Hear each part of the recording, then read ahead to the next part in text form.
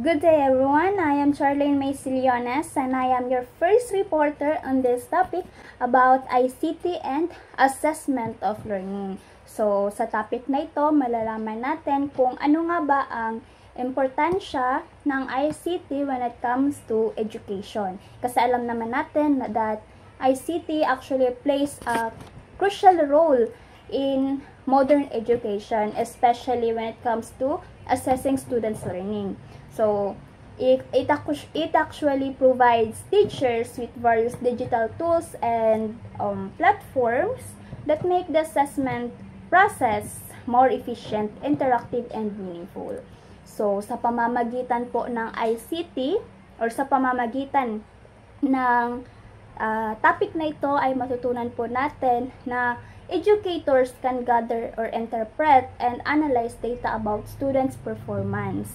So, helping them, it can help them make informed decisions to actually improve teaching and learning outcomes. Here are the learning objectives. First is you will be able to explain the concepts of the roles of ICT and assessment. Second, you will be able to evaluate assessment tools using rubrics. So, yung mga learning objectives na yan po ang inaasahan ko or namin ng mga reporters na magawa ninyo or matutunan ninyo after this module or after this lesson. Before we proceed, kailangan mo nating alamin kung ano nga ba talaga ang ibig sabihin ng assessment. So, yun dyan sa PPT natin, assessment is the process of identifying, gathering, and interpreting information about students' learning. So, ibig po sabihin na ang assessment raw po ito ay ang pagkilala, pagkuha at pag-interpret ng information tungkol sa learning ng mga estudyante. So, sa pamamagitan po nito ay malalaman po natin kung gaano kalalim ang kaalaman ng mga estudyante. Ano ang mga natutunan nila base sa pinag-aralan or itinuro ng guro at anong bahagi ang kailangan pang pagtuunan ng pansin. Sa tulong po ng ICT ay mas nagiging systematic at evidence-based ang assessment process natin. We have 4 types of assessment. The first is formative assessment. It provides feedback and information during the instructional process while learning and taking place and while learning is occurring. So, itong formative assessment po na ito ay i-highlight po natin na ito po ay ginagawa during the instructional process, meaning ginagawa habang nagaganap ang learning process. Ang formative assessment po ay nagbibigay ng immediate feedback ang isang teacher para malaman kung naiintindihan ng estudyante ang lesson habang nagtuturo pa lamang ang guro. For example po, on the spot po, habang nagle-lesson, on the spot, nagbigay ng question ang isang teacher habang nagle-lesson. At kung sa online naman po, halimbawa po nito, yung mga online quizzes, ang digital tools, or kaya naman yung mga feedback forms sa Google Classroom. So, yun po ang maituturing po natin na formative assessment. Now, let's proceed po sa number 2, which is the summative assessment. Ano naman kaya ang summative assessment? It takes place after the learning has been completed and provided information and feedback that sums up the teaching and learning process. Sums up and after or if the learning has been completed and provided. So, meaning after the whole unit. So, ito na po yung mga final exams. Dahil ang layunin nito ay sukatin kung gaano karami at gaano kalalim na ang natutunan ng estudyante. So, for example po, yung mga final exams at yung mga e-portfolio sa isa ring halimbawa ng summative assessment o kaya naman yung mga computer-based test. Another type of assessment is the diagnostic assessment. This assessment can help you identify your students' current knowledge of a subject, their skill sets and capabilities, and to clarify misconceptions before teaching the place. So again, before teaching the place, current knowledge. So meaning po, ang diagnostic assessment, ito po ay ginagawa bago magsimula ang pagtuturo. Nakatutulong ito para malaman ang tinatawag nating prior knowledge ng isang estudyante o kung anong alam na ng estudyante bago ang bagong lesson.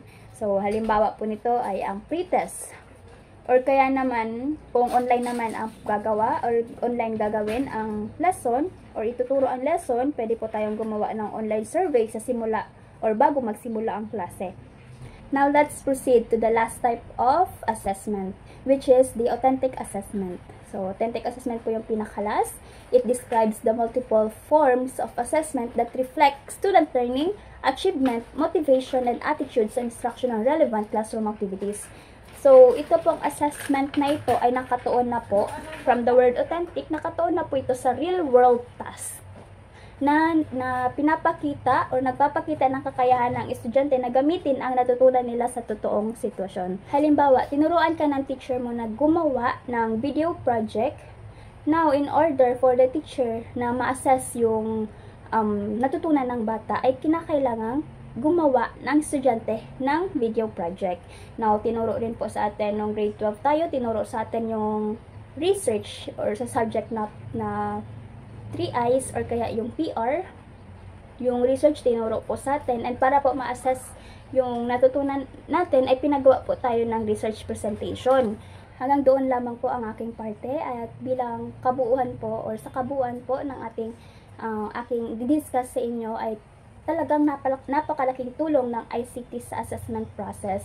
Hindi lang ito pinapadali ang grading at feedback, kundi pinapalalim din ito ang pag-unawa sa learning progress ng mga estudyante. So, sa paggamit ng ICT sa assessment, nagiging mas interactive, accurate, at meaningful ang proseso ng pagtuturo at pagkatuto. Yan lamang po. Maraming salamat. Magandang umaga sa inyong lahat. Ako nga pala si Julia Capial Mugera at ako po ang pangalawang magtatalakay sa aming pangkat. Ang tatalakayin ko po ay ang role of ICT in assessment and learning. Helpful to teachers because student information and result of examination can be recorded and stored and can easily be retrieved. Teachers can right away give feedback to student on the result of assessment. Feedback from computer during the use of test materials improve student performance in later use of the same test materials. So, sobrang nakakatulong talaga ang ICT sa mga teachers dahil they can record information and mga score ng mga student which is in the computer. Madali lang nila ma-access, unlike before manual pa nila ni-record sa class record ang score ng mga student. Sunod naman ay ang current trends in assessment and learning by Walper Goron 2010. The 21st century assessment includes, first, utilizing multiple measurement of assessment. Dahil sa 24th century na tayo, hindi lang tayo dapat manatili sa isang uri ng assessment, na dapat ay gumamit tayo ng higit na isang assessment para sukatin ang kakayahan ng mga mag-aaral. Halimbawa, hindi tayo dapat manatili sa traditional assessment tulad ng multiple choice, true or false, matching type, at iba pang paper and pencil test dahil may disadvantage din ito. Isa sa mga disadvantage ng traditional assessment ay kulang ang kaalaman o mastery ng mga mag-aaral sa konteksto ng mga estudyante. Hayaan ang mga mag-aaral na gamitin ang kaalaman ng kanilang natutulan. Kaya naman, mahalagang gumamit ng maraming sukat sa pagtatasa.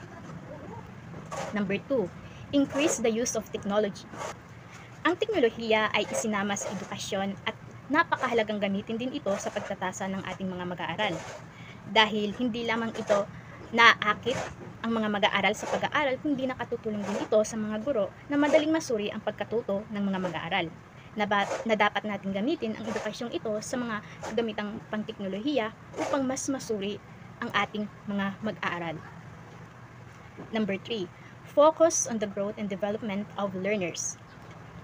So, in assessing our student in 21st century, ay dapat nating pagtuunan ng pansin ito, ang pag-unlad ng mga mag-aaral dahil dapat magkaroon sila ng kasanayan upang ipakita ang pagkatuto at ipakita ang kaalaman na kanilang natutunan sa isang tunay na gawain sa mundo upang magamit nila sa totoong buhay.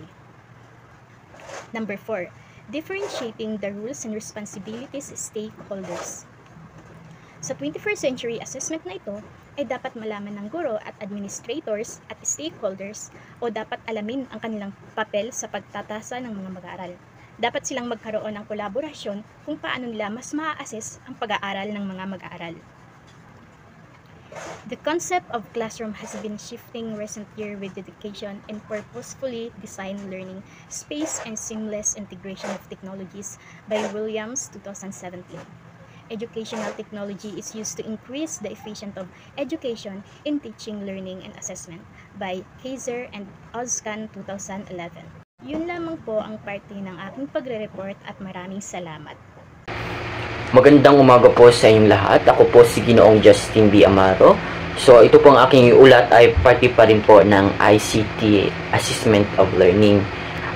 Ito po ay Important Reason for Teacher Use Technology in Education by Robler and Edward 2000. First is motivation.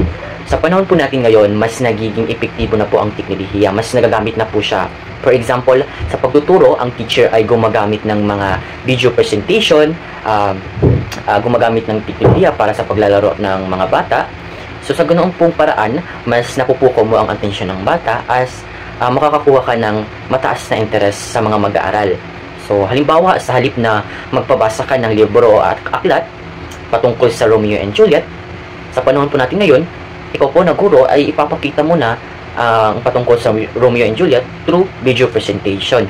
So sa ganoong pong paraan, mas ang bata ay mapupuko mong atensyon, mas maalala ng bata ang tinalakay patungkol sa Romeo and Juliet, mas maalala niya kung sino ang mga tauhan sa Romeo and Juliet. So yun po. So papunta na po tayo sa distinctive instructional abilities.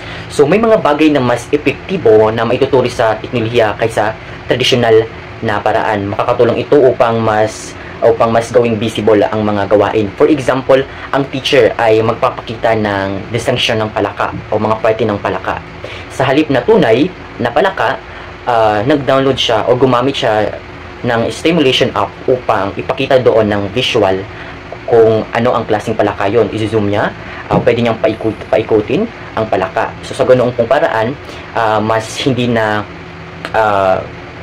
gagastos ang mga teacher, hindi na gagamit ng mga mamahaling kagamitan ang mga teacher. So yun yung pag sinabing nating distinctive instructional abilities. So third is the higher productivity of teacher. Yes, nang dahil po sa teknolohiya, mas napapagaan ang trabaho ng mga guro ngayon. Hindi pares noon na mano-mano ang paggawa ng grado ng mga teacher. So dahil po sa makabagong teknolohiya, mas napapagaan po ang trabaho ng teacher sa panahon pong ito. For example, sa paggagrado, itatype lang yan ng guro sa laptop, nandiyan na yung grado. For example, gumagawa ang teacher ng summative or quiz sa mga estudyante through online. So gagamit ang teacher ng Google Form. Doon ang teacher gagawa ng mga quizzes or summative para ipasa sa mga bata ang link at doon magsasagot ang mga bata sa Google Form through online po. So yun yung sinabing higher productivity of teacher. Mas napapagaan ang trabaho ng guro ng dahil sa teknolohiya. So fourth is essential skills for information age. So sa panahon po natin ngayon, ang mga guro po ay sinasanay po tayo sa paggamit ng teknolohiya sa pagtuturo. Example po, ang teacher ay nagpapagawa o nag-assign sa atin kung sino ang magre-report. So, ang gusto ng guro ay gumamit tayo ng Canva, PPT at iba't iba pa para sa pag-uulat natin, para mas mapaganda ang ating presentasyon at mas maging interaktibo ang ating presentasyon. Sa ganoong pong paraan, hinahanda po tayo o hinahasa po tayo sa paggamit po ng teknolohiya para po magamit natin sa ating pagkolehiyo natin o sa trabaho man. So, fifth is support for new teaching techniques. So, yes, for example, sa ngayon po, kay Sir Warren, blended learning po tayo ngayon. So, Sir Warren,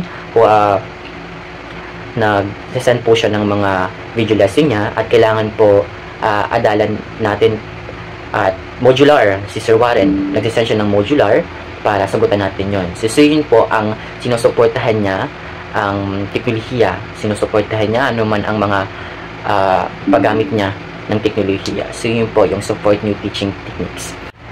Ngayon po, pupunta naman po tayo sa passive learning and active learning. So people generally remember learning activities. So 10% of what they read and 20% of what they hear and 30% of what they see and 50% of what they see and hear and 70% of what they say and write. And the last is the 90% of what they do. So, ang ipinapakita po nito ay para mas mahusay ang pag-unawa nito sa pyramid, mas mataas ang retention at pagbuo ng mas mataas na antas ng kasanayan o kagaya ng pag-analisa at paglikha. So, kailangan mas aktibong pakikilahok ng mga kabataan sa proseso ng pag-aaral. So, ito ay mahalaga sa kontekstong ICT, Assessment of Learning, dahil ipinapakita ang kahalagahan ng paggamit ng teknolohiya para hindi lang sa magbasa, kundi para makagawa, magpresenta, at makilahok. So, ngayon po, papunta po tayo sa last na kinaiulat. Ito po ay, remember, assessment has always been an integral part of teaching and learning process. The information for assessment can be used for several purposes. It provides valuable insight into student learning and serve as reference point for their progress. So, ang assessment learning po ay mahalaga o bahagi po ito ng proseso sa pagtuturo o pagkatuto ng mga mag-aaral o ng mga estudyante. Nang dahil dito, nagsisilbing sukatan ang kaalaman ng estudyante at ang kasanayan nila para sa pag-unlad nila sa pag-unlad ng mga mag-aaral sa klase. So, sa pamamagitan po ng assessment, nalalaman ng guro kung gaano naintindihan ng estudyante ang tinuturo nila. Dito masusukat kung nakikinig ba ang mga estudyante habang sila ay nakikinig. So, ang mga resulta po ng assessment ay nagbibigay po ito ng mahalagang impormasyon na magagamit ng mga guro upang mapaunlad ang pagtuturo at matutulungan ang mga mag-aaral na umangat pa o mas mapalawak pa ang kaisipan ng mga mag-aaral ngayon. So, sa madali pong sabi na ang assessment po ay hindi lamang na nagbibigay ang marka, kundi para mas masubaybayan ang pagkatuto, matukoy po ang mga klaseng kahinaan ng mga mag-aaral or ng mga estudyante at magabayan po sila tungo sa epektibong pagkatuto. So, yun pong pag sinabi nating assessment, nasusukat ang kahinaan at ang katibayan ng mga mag-aaral. So, doon lang po nagtatapos ang aming pag-uulat. Sana po ay may natutunan po kayo. Maraming salamat. At dito po nagtatapos ang aking pag-uulat. Maraming salamat.